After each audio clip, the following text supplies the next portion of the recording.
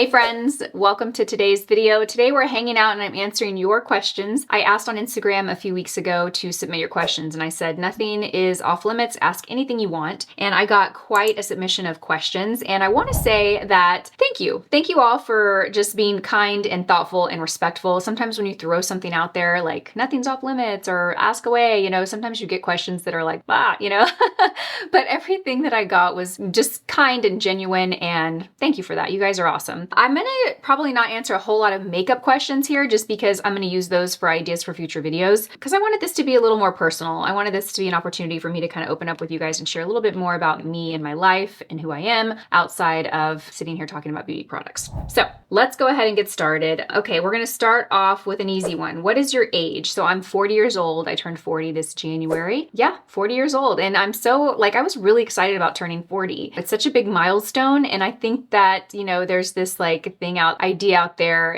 that getting older is, I love it. I feel amazing at 40. I feel better today than I did 5 years ago. And yeah, so I was super excited to turn 40. How long have I been married? So I have been married. It'll be 16 years this September. September 15th will be our 16-year wedding anniversary and together 20 years, which is crazy. Half of our life we have been together. How do you keep your weight on track? Do you diet? You always look pretty. Thank you. That's very kind. I love to work out. I love to work out. I work out. If I could, I would work out every single day, but I work out, I would say 4 to 5 times a week. I actually just started over the last year, last summer, I started a regular resistance strength training routine. I've always exercised. When I was about 18 years old, I gained a lot of weight. I gained like 40 pounds over the course of a year.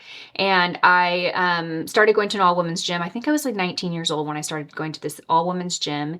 I didn't know anything about working out. I, at the time, was eating fast food. I was drinking. Yes, I know I wasn't of age. I was a wild girl back then. And I smoked cigarettes. I know I was like in another place health-wise. And I didn't know anything about, eating nutritious foods. I didn't know anything about exercising. And I went to this gym and I started exercising and I just kind of started getting on the cardio machines. And I did that for about 5-6 months and I lost 5 pounds, which, I lost some weight, but at the same time, when I'm working out 5 times a week and I'm that young, you'd expect it to come off really quickly. Well, I met a woman at the gym who I'd seen was just transforming her body and I just went up to her and I was like, what are you doing? I'm getting so frustrated because I'm working out every day and I'm not seeing any changes, yet I was still eating fast food in the middle of the night. I was still, all these other things that I wasn't addressing. And so she went over, nutrition and just kind of really teaching me about how to eat and really a calorie deficit at the time. If you want to lose weight, you need to burn more than you consume was kind of what she taught me. And, I have my approach to diet and fitness has really evolved over the last 20 years. There were times in my life where I seemed very health conscious, but behind the scenes, it wasn't. I was obsessive and I was over exercising and I didn't have a good relationship with my body and I was real restrictive with my diet and then I would binge and it was just it wasn't healthy. It really wasn't healthy. And so now I'm at a place where I really yes, I want to look good. Of course, we all want to look good, right? But really now I'm when I work out, I just think about how amazing, what a great thing I'm doing for myself and how amazing I'm going to feel when I'm in my 50s and my 60s. The gym I work out at, there's people of all ages, but there is a pretty big segment of people that are in their 60s and 70s that are working out and they are in shape, and I look at them as motivation. That's who I look at and think that's what I want to be like. So that's a really roundabout way of answering your question. I do watch what I eat, but I also enjoy what I want to enjoy. I'm really in tune with how food makes me feel, and I love indulging in my weakness is chocolate and sweets and candy and cookies. I love it all. And I allow myself to have it when I want it. But I definitely notice after I eat it, I feel physically just not well. I crash. I feel like I have a food hangover the next day. It's not a guilt thing. It's not I shouldn't have eaten that because I'm gonna gain weight. It's not that anymore. I used to have that voice in my head years ago. Now it's more I'm so tired or, I feel so icky, just physically, because food impacts the way you feel. And so I just try and be in tune with that. And that really does help guide me to, make wise decisions around my food. But for the most part, I eat, pretty clean and light and I try and eat salads and chicken and protein and all the things. I don't restrict anything. Okay, what is the next question we have? How many hours of sleep do you get? I try to get at least 7 hours. I never really get 8. I'm right there in the sweet spot of 7 hours. I get to bed, I try and get in bed by 9:30. I'm usually asleep by 10 and I'm up by 5 a.m. Are you an introvert or an extrovert? I am an introvert. I am an introvert. I used to be an extrovert, and it's interesting how we evolve and change in life.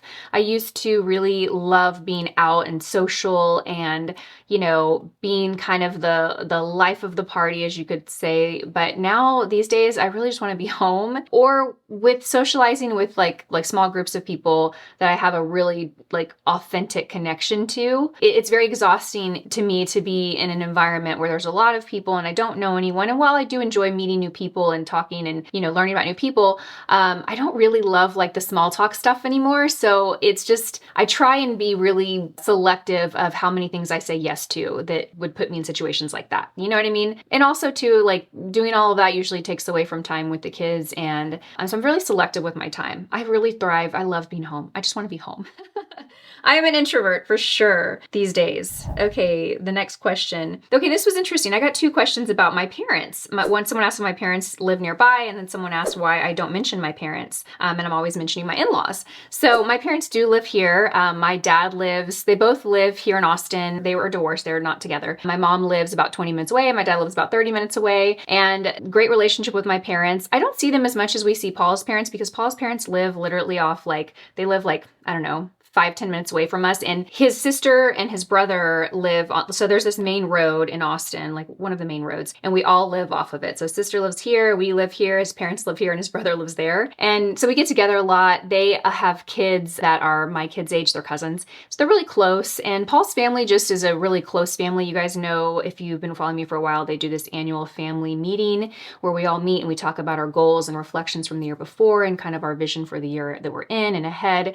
And they're just a really tight, close family. And when I met him, that was a big part of him is his family and how close they are. So it's just different dynamics, but I have a great relationship with my parents. I talk to my mom all the time and my dad. So yeah, I guess I didn't realize that, but I do have a great and close relationship with both my parents. Okay, the next question is, do you have aspirations of BK Beauty being sold at Sephora Ulta? If so, what does it take? So I have a short answer and a long answer to that. The short answer is yes, definitely would love to be in one of those retailers. The long answer is when we're ready. You definitely need to be ready to enter a retailer like that. There is a whole list of stressors that come onto you when you do that, as far as like inventory management. You now have to create, you have to produce inventory to satisfy and fulfill all the locations that your products are going into, those stores, which takes a lot of capital. In wholesale, which is, we're direct to consumer, so we only sell directly to our customer. That would be a wholesale model. Your customer now is Ulta or Sephora. You create all this inventory, produce all this inventory, you send it to them, and they will not they don't need to pay you for those products for months. And in some cases, depending on the contract that you have or with the retailer, they can send it back if it doesn't sell. So from a funding and capital perspective, you need a lot of capital to be able to do that. Another thing you need to do is I heard another entrepreneur say this, and it's so true. Getting on the shelf is the easy part. Getting off the shelf is the hard part, meaning you can get into a retailer, but you better make sure that those products are selling, okay? Because then you're not in a situation where they're sending that back and not paying you for it. And now you have all this excess inventory that you've already paid for, but you're not getting paid back for it. So it's just you really need to be ready. I would like BK Beauty to be in a position where we have a larger product offering to get into a retailer like that. Our cosmetics line is going to grow over the next several years. Right now we have lipsticks, liners, and our True Beauty palette, but I would like that category of our business to be more expansive before we go into a Sephora or an Ulta. But yes, and I would love to be exclusive, like in one of them. We actually did a poll asking our customers where they would want to see us, and it was overwhelming Ulta. So, yeah. Okay, the next question, is there anything about YouTube that you don't like?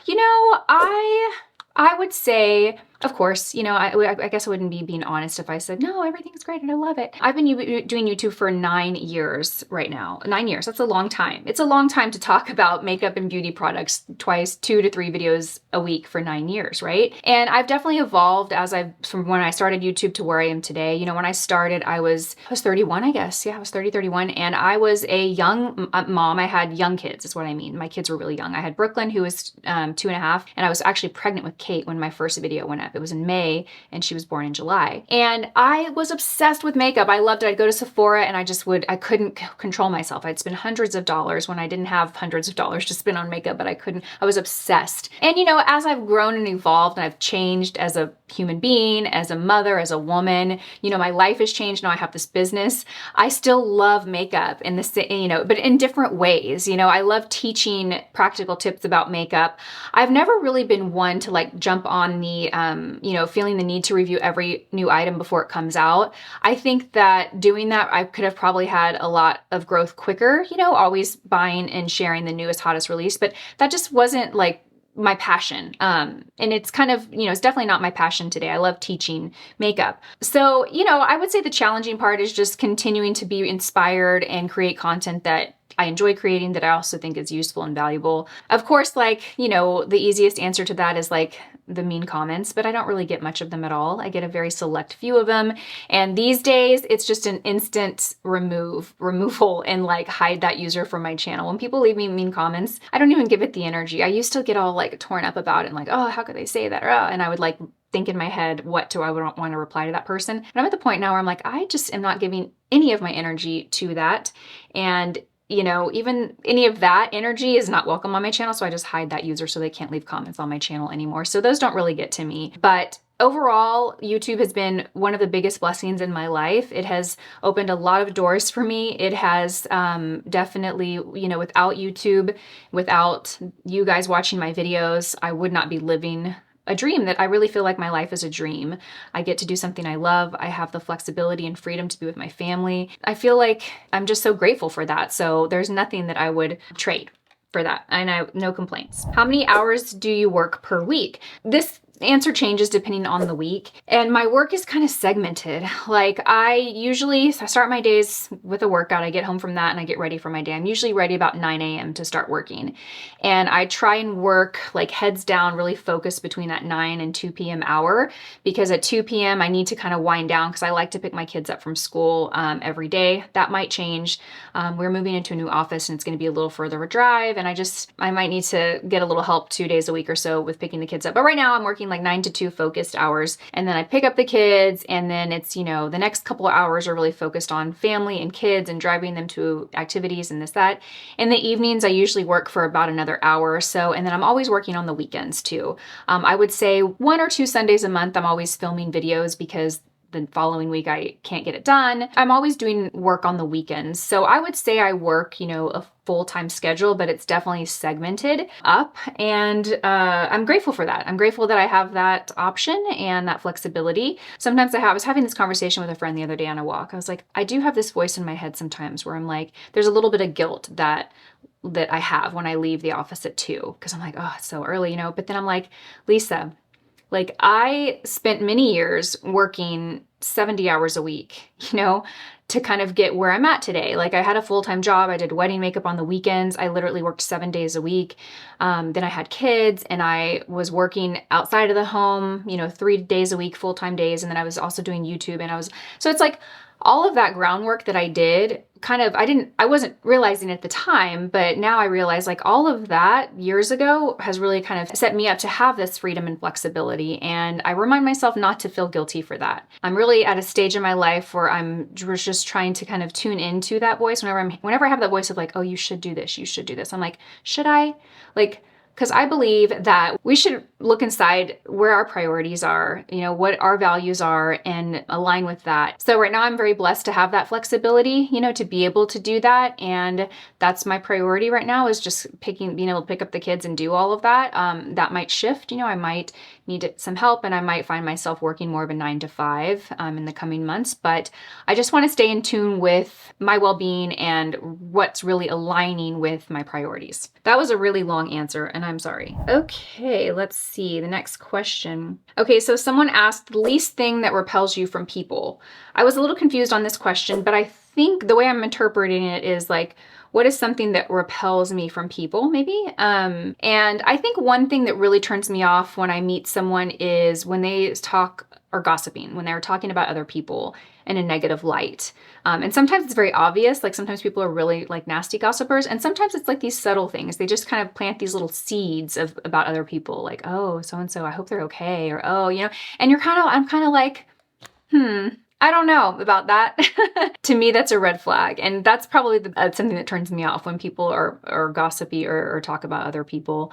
And we all have done it, you know, before. And I would be lying if I said that I'm, you know, never ever do that. But I try and be aware if I catch myself doing that. I'm like, what are you doing? Like, and usually I stop and think, okay, what is it about this other, like, I think when people gossip or when people judge other people, it's really a reflection of themselves. They're like, there's a mirror there, and there's something about them that they're projecting onto this person they're gossiping or criticizing or judging. Sometimes it's very obvious what it is, and then sometimes you have to dig a little deeper and like wonder what it is. And so now I try and ask myself and find out, like if I find myself judging someone or feeling, I'm like, okay, why am I getting so triggered by this? Like, why am I, you know, okay, there's that. I'm like really wordy with my answers today. The same viewer asked, a memory that brings you to tears. So there's a memory that I have. It's when I gave birth to both my girls. And that was the most beautiful, joyous moment of my life, and probably will ever be. I remember very clearly when I was pregnant with Brooklyn. Brooklyn was my first child, so I hadn't gone through that experience yet. And I worked at a TV station, news station. I was a salesperson, so I would sell advertising. And my friend who sat next to me in the cubicle next to me, she was a little bit older than me, so she already had kids. So she was kind of like that person that she was like my mentor in life. You know, I really respected her and admired her. And she was talking to me about how like, when you have your baby and you hold your baby for the first time, there is an overwhelming feeling of love that you have never experienced before. She's like, you think you know what love is? Like, you love Paul, you love your parents, you love your best friend. She's like, you have no idea until that moment when you hold your child. And I will never forget her saying that, because when I held Brooklyn for the first time, my first child was ever born, I was just like, whoa. Like, wow, this is what life is, you know? So that is definitely a memory. I'm getting teary-eyed just thinking about. That is definitely a memory that brings me to tears. Happy tears, of course. Okay, the next one is, how has it been to work with your husband, and how does it affect your marriage? You know, we get asked this question a lot. And I realize that working with your spouse or family in general has its challenges, because I have friends that work in a family business and there's challenges there. And you hear of, you know, spouses. So for Paul and I, it really works well. I think it works well because we are very strong in different areas of the business. And, you know, everyone always thinks like, they really think that I'm responsible for all of BKB. Like, how do you do it? Oh my God. Like, and that's nice to have that recognition, but I don't. It's not me. It's not all me. Paul operates majority of the business in terms of like there's just so much that we didn't even realize we were getting ourselves into when we started this. So he excels in the areas that I, one, know nothing about, and I have no interest in learning about or spending my time learning about. And he thrives in it and he loves it. And then for me, I thrive in product development. I thrive in the creating content. I thrive in the education part. You know, like that's where those are responsibilities that fall on my desk. And he can't do that, and I can't do what he does. So if there's a good separation of what decisions he makes, what decisions I make, and it works really well. And I think too, Paul's worked from home a lot. Before he was doing this, he had a job that he had been at for like 10 years, and they had an office, but he would spend half of his time working from home. So we're used to working together in the same space. And overall, we're just good. Like, we're a good team in business, outside of business. So I think having that foundation, you know, is important too. If we didn't have that, then it doesn't matter, you know, the other stuff wouldn't matter. It would be, you know, that would be the root of it. So it doesn't affect our marriage. If anything, I think it brings us closer. I really do. I feel like we're a team. We're a good team, you know? Okay, so Jade asks, can you share if you do Botox or fillers? Yeah, and I have shared. I've been getting Botox for a few years now. I was going every 4 months, but I actually kind of I'm starting to space it out because I don't feel like I need it. Before I was like going, I was just making my next appointment while I was there. And so then my next appointment would show up and I would just go and do it. And then a couple weeks ago, I had an appointment and I was like, I don't think I need it. Like, I don't need it. So now I'm going to probably go every 5 or 6 and we'll see. And fillers, I do get a little, it's called Kiss in my lips. It's like, I was getting Juvederm and then I started getting Kiss. I do that about once a year. And that just kind of, I feel like it looks really natural. I'm not against it, obviously, because I do it. But for me personally, I don't want it to look obvious. We're always pretty conservative. There was another question here if I have gotten cheek filler. And this is maybe surprise some of you, but I actually did do that recently. The first time I've ever done it. I've been curious about it for a long time. I kept talking to the nurse that does my lips and my Botox. I've been talking to her about it for 2 years because, for me, it's like this line right here is just something that I like wanted to soften a little bit. And I was like, what are my options? And she's like, you don't want to put anything there because it'll just look kind of poofy. She's like, if anything, you put something back here and it kind of just pulls and lifts that a little bit and softens it. I was terrified of doing it. Again, I just don't want it to look like I've done anything. I don't want it to look like I've done cheek filler. So I'd had this conversation with her for like 2 years. Like, should I do it? Should I do it? I think I made the appointment and then I backed out of it. I was, like I said, I wanted to soften this. I'm not against filler, but I was really worried about changing too much, Anyway, I did it. It's probably been 5 or 6 months since I did it, and I'm not going to do it again. I'm not going to do it again anytime soon. I might do it down the road, but I'm not going to do it anytime soon. I did a very, very conservative amount, and I just felt like I have this like balance of like, I want to be able to notice it. Obviously, I don't want to do it and not notice anything, but I don't want to notice it either. You know what I mean? So like finding that perfect spot is challenging. And it was one of those things where I look in the mirror, I'm like, can you tell? Can you tell? And I really couldn't tell, and it was very expensive. And I was like, I don't want to do this yet. I'm not ready to do this yet. So I've done it, but I'm not going to do it again anytime soon. Okay, the next question is, what are your goals for the year? And this was a fun one to kind of think about and reflect because I have always been a person who sets goals. I'm very intentional with that. At the beginning of every year, I really enjoy just sitting down and like thinking about, okay, what do I want to accomplish this year? This was the first year where I didn't have much to change or nothing really. I just want to keep doing what I'm doing. I'm very happy with where my life is at. I'm very content. I don't feel like I need anything more. I just want to continue to enjoy what I do. I want to continue to, my goals are really like internal, like my internal state of health. And it's really focused on that and just learning more about myself and just being better. My goals aren't tied to anything business-wise or monetary or weight or anything like that. It's really just like, I just want to continue finding time to learn more about myself. And I want to go on retreats. I want to go on 1 or 2 retreats every year where it's really just by myself, where I really get to like be with myself. Yeah, so this is the first year where I don't have any big, crazy, ambitious goals. It's really just to continue, doing what I'm doing. Really. Okay, so someone asked, how long have you been a makeup artist? So I started working at MAC when I was 19. And that was when my job in makeup artistry began. I worked at MAC for about 5 years. The last 2 years I was there, I was actually regional trainer for the company, which was a lot of fun. And then I wanted to move back to Austin because that job had me move to San Antonio. So I quit MAC, came back to Austin, and then I had a wedding makeup business that I ran for probably 5 years or so, maybe a little longer. And I did that, and I did a ton of weddings here in Austin, and it was a lot of fun. I loved it. So yeah, it has been that long. 19 years old. I'm 40 years old now. Okay, so someone asked, did you end up scheduling your second laser treatment? I did actually, and what I did was I got a BBL and I got a RF microneedling treatment on my face, and I had 2 treatments, and I can honestly say that those 2 combined will dramatically change your skin. So the BBL targets pigmentation, and then the RF microneedling targets texture. The results aren't immediate. The BBL, you'll see results pretty quickly within like a week. But the RF microneedling, you'll notice results over like 4, 5, 6 weeks, maybe even like 2 months. But I will definitely continue to do those. When you start it, depending on your needs, you will probably need to do a series. So I did 2 BBLs. They were spaced out. They were supposed to be spaced out 6 weeks apart, but we had things that came up, and mine were probably more like 2.5 months apart. And then now I'm going to just get a BBL every like 4 months, and then I'll get RF microneedling done probably every 6 or 7 months. But I think that's a good schedule and maintenance to just kind of keep my skin, my texture, and my pigmentation, nice and bright skin, smooth skin. The next question is, do I speak Spanish? I do not speak Spanish. I can understand it if it's, I can understand the context of conversations. If it's spoken, like I can pick up words in here to understand kind of the general context, but that is a big regret I have, and not like it's too late. I can learn Spanish at any time. I'm not too old to learn. But my grandmother tried to teach me when I was a kid, and it just didn't stick. My parents separated when I was very young, and so I would go to my grandma. I'd see my grandma every couple of weeks, and she would teach me, try and teach me. But I just, of course, what you know now, I didn't know then, but I do regret not learning it. And when she passed away, so she passed away a couple years ago, and towards the end of her life, she had dementia, and so she reverted to only speaking Spanish. She forgot how to speak English. Spanish was her first language. And that was a big regret I had, that I didn't learn Spanish, because at the end of her life, we really couldn't communicate. I remember Brooklyn telling me the sweetest thing.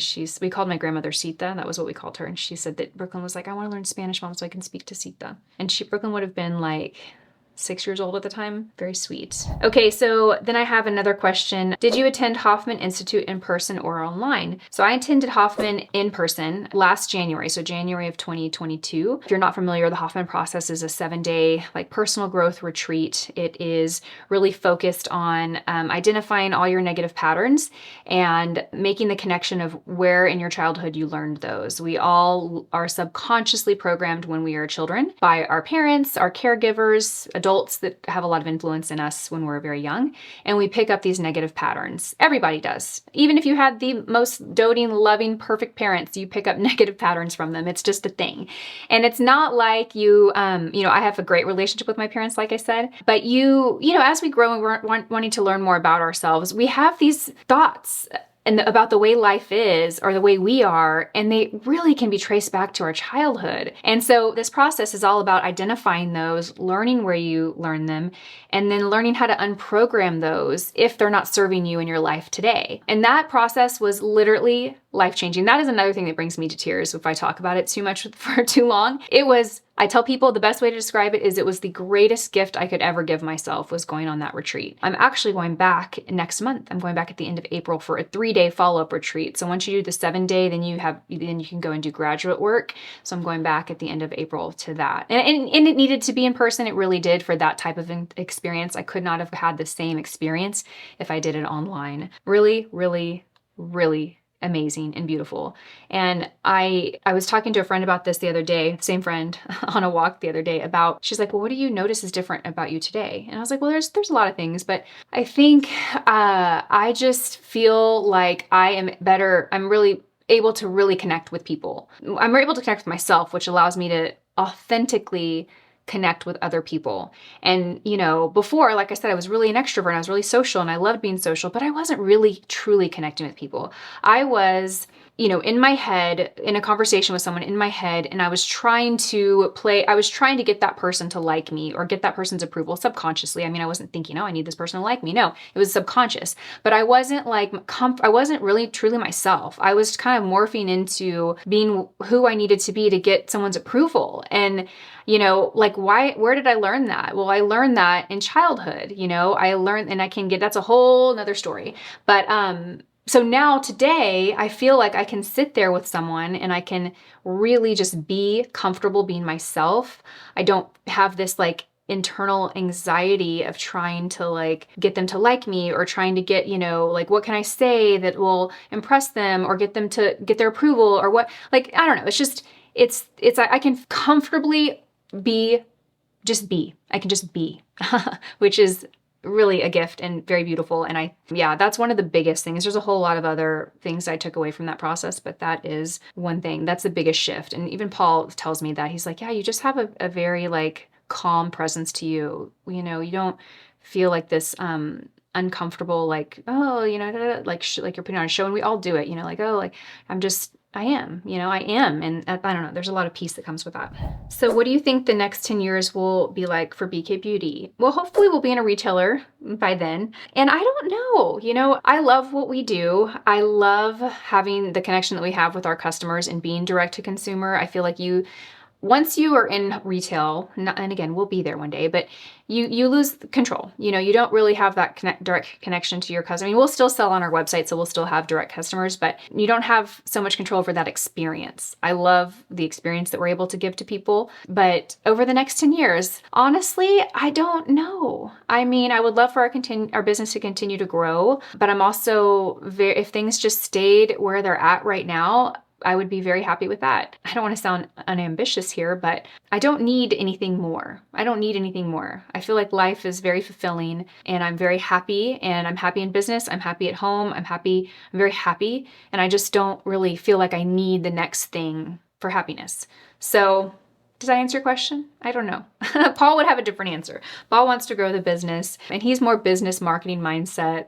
I'm just enjoying the ride. So I would love our business to continue to grow and have success. I don't want, I want BK Beauty to still be a brand that people love in 10 years. But I don't have any big strategic plans. I would like to continue making great brushes and quality cosmetics. Is that good? Is that a good answer? No, that is true. But deep down, I don't really have this big 10-year plan. Sorry, honey. Okay, did you think that you would make it this far in such a short amount of time with BK Beauty? I didn't. I guess I really didn't. I didn't see this. When we launched, almost 4 years ago, I definitely didn't see this. It has been very surprising and very exciting, but I didn't really see it. Again, when we launched BK Beauty, we were just planning to pack orders in our kitchen, Paul and I. We realized pretty quickly that was not going to be the business that we had. We had a much bigger business than that. And it's just been fun to grow. It's been really fun to grow. We have a team of amazing people. A lot of people that work with us are family or friends of family. And so it's really cool. We have a good culture and I would like to really keep that. I want us to grow to be bigger, but I also love to keep us small in a lot of ways too. Okay, I've seen Tati using your makeup brushes. Have you reached out to her for BK Beauty Club? I know I've seen Tati use them too, and it's so exciting. Tati was one of the first YouTubers I watched, and she's someone that I could just sit there and watch her videos while I'm getting ready, and it feels like I'm hanging out with a friend. So seeing her use our brushes is super exciting. Obviously, she has no idea who I am or the connection. She doesn't know who I am. She has no idea where BK Beauty started or who founded it or who created the brushes. It would be a dream to collaborate with Tati. Tati, if you're watching this, hit me up. No, I'm kidding. But yes, it would be a dream to collaborate with Tati. I haven't reached out. We've reached out to try and send her things, but we just end up sending them to her PO box that is in her description, and so it's always a surprise when we see them. Tati, I'm sure, is flooded with emails and reach outs, so I know how that goes. But yeah, that would be a dream. That would be a dream. Maybe I will put that out into the universe. So that wraps it up. Thank you for submitting all your questions. That was fun to sit down and just kind of open up and share a little bit more with you guys. Thank you for watching this video, you guys. I always appreciate the time you have with me here. I know I always say that at the end of a lot of videos, but if you've made it to the end, seriously, thank you. Thank you so much for spending time. I appreciate and I value your time so much. I hope you guys have a beautiful day, and I'll see you in my next video. Bye.